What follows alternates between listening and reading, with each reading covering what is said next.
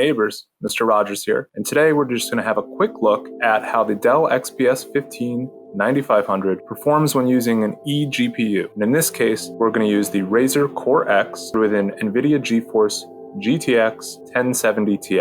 Now, my model XPS 15 comes with an Intel Core i7 10750H, which is the 6-core 12-thread variant, and an NVIDIA GeForce GTX 1650 Ti. So if you watched my review last time, you were able to see some of the benchmarks just with the built-in GeForce 1650 Ti card. But now, I wanted to find out if it's worth it to pair this laptop with an external graphics card for the purposes of gaming primarily.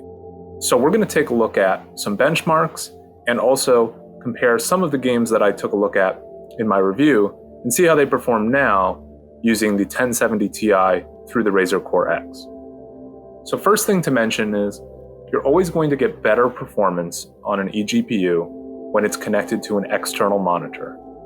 There is performance loss when you're just trying to use your built-in laptop's display with the eGPU. So I want you to take that into account. In this case, I used an external monitor because I think that's more of a typical use case for an eGPU. However, you could take these scores and shave off 15% on average, and that would be about what you'd expect to see if you were using the built-in display on the XPS. Taking a look at Firestrike, we can see with the built-in 1650 Ti, we scored 8,932 points. And I ran this test several times, and that's about, on average, what we scored. It's a decent score. It allows for 1200p, 1080p gaming, and it's representative of where we would expect the GTX 1650 Ti mobile to fall in performance-wise. Now, when connected to the NVIDIA GeForce 1070 Ti through the Razer Core X, we returned a score of 13,414. So this is a really solid score. We're talking about almost 4,000 points higher. And one of the interesting things is that, sure, we expected our graphics score to increase. That was totally expected. But our physics score also increased from 17,173 without the eGPU to 17,753 with the eGPU. So this is about a 3.5% increase. And I think what that tells me is that when the XPS is hooked up to the eGPU, enough of the power overhead is removed, allowing the CPU to run a little bit more consistently and cooler. So we get a little bit more performance out of the CPU there as well. The total score is 50% faster, and we see overall the FPS in the combined test go from 18 to almost 32, which is a 77% increase.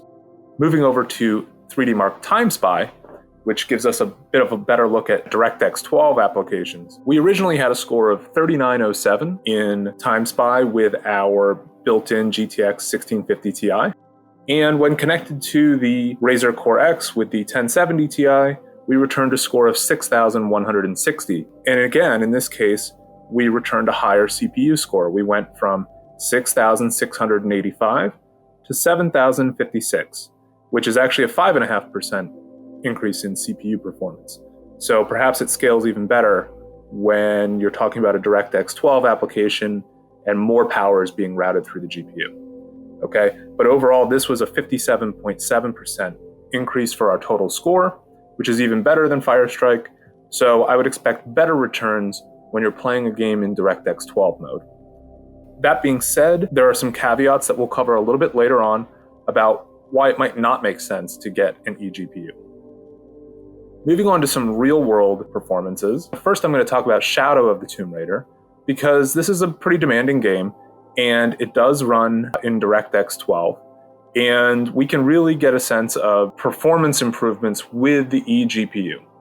So running it at 1200p, so that's 1920 by 1200, medium settings, just like we did in the original test, returned a total frames rendered score of 10,297 with an average FPS of 66 with the NVIDIA GTX 1070 Ti.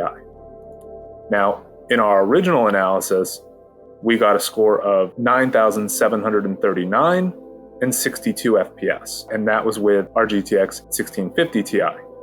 So this is a bit of an interesting return because it's barely better. And I think that the reason for that is we're getting CPU bound. We show that with the 1070 Ti, it is GPU bound 55% of the time. And with the GTX 1650 Ti, it was 98% GPU bound. So in this case, we're seeing situations where I think the CPU is just letting us down.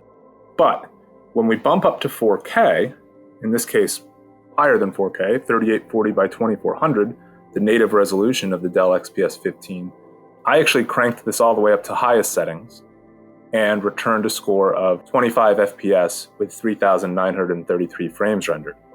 What's interesting about this is, in our original testing, I tested it at 3840 by 2400 medium settings and got a score of 3,306 frames and 17 FPS. So now we see at highest settings, we still have a drastic improvement over medium settings. And now it's still GPU bound 100% of the time. So what this means is that you could probably play this game, Shadow of the Tomb Raider, at native resolution with a playable frame rate, 45, 50, maybe even 60 FPS, if you lower the graphics settings down a little bit. I was really testing this to try to push the system as far as I could, and I was impressed that the 1070 Ti seemed to scale well. Another game that I tested in the original review was The Witcher 3, but I was having a really tough time with getting the system to recognize the 1650 Ti when that game was booted up.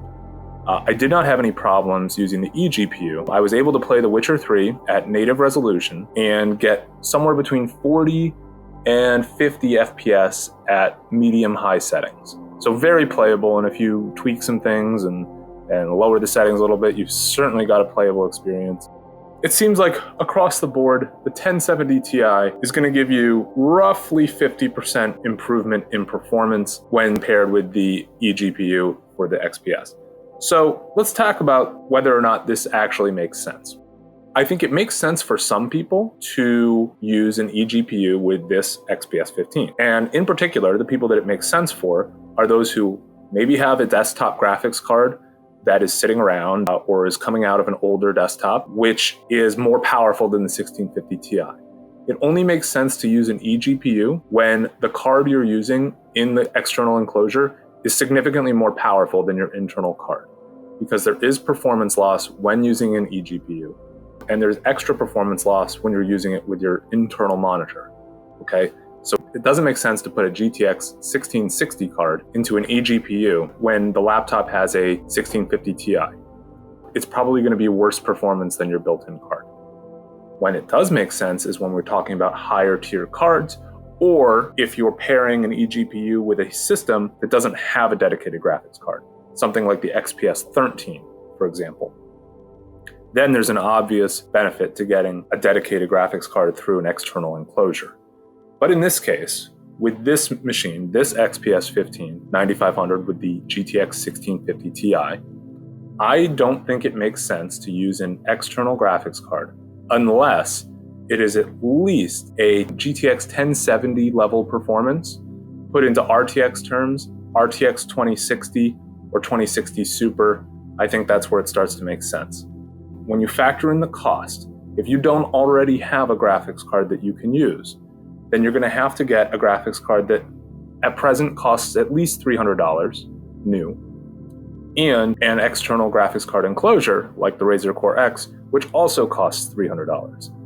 This creates a scenario where you're adding $600 to $700 to $800 on cost of your machine to get, yes, better performance when you're at your desk, but it creates a scenario where, in fact, maybe you should have just spent a little bit more on your laptop on the front end.